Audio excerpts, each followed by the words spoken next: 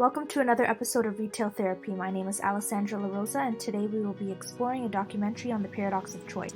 We've all experienced it, but what really is the paradox of choice? Paradox of choice is defined as our inability to choose when presented with a lot of options, even though we like to have plenty of options. Sound familiar? I know it does. Let's dive a little deeper as we explore the issues that can arise with the paradox of choice.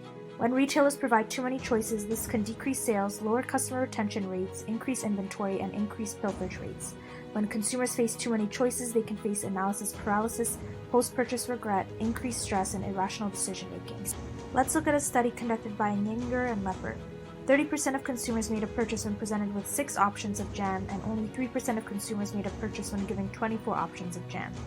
This proved that more choice can lead to less buying.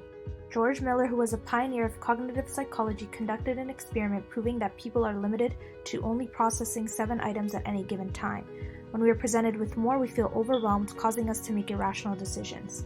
Let's now look at what benefits the paradox of choice has to offer. The paradox of choice benefits the retailer by shifting the responsibility to the consumer and expanding customer reach. Consumer satisfaction increases when there is a decoy effect because theory suggests that we feel more strongly about an option when there are 3 options to choose from instead of 2. More choices are beneficial when buying something complex or expensive, such as a laptop. More choices give the customer freedom to choose, which will be explained by Barry Schwartz in the next video. If people have freedom, then each of us can act on our own to do the things that will maximize our welfare, and no one has to decide on our behalf.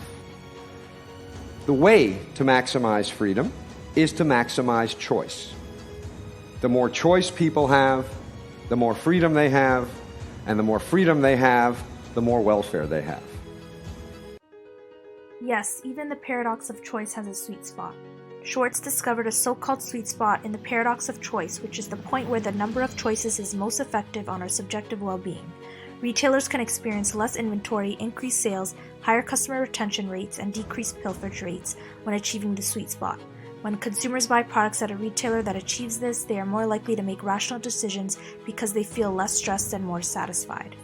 Let's have a look at the solutions retailers can implement to prevent issues that can arise from the paradox of choice. Retailers can filter products for customers, incorporate AI, utilize social influence, encourage a sense of urgency and scarcity, use peripheral routes of persuasions to advertise, increase CRM by sending customers thank you emails or coupons, and implementing loss aversion by adding labels such as lowest price. Thank you for watching the Paradox of Choice documentary. We'll see you next time on another insightful episode of Retail Therapy. Created using Powtoon.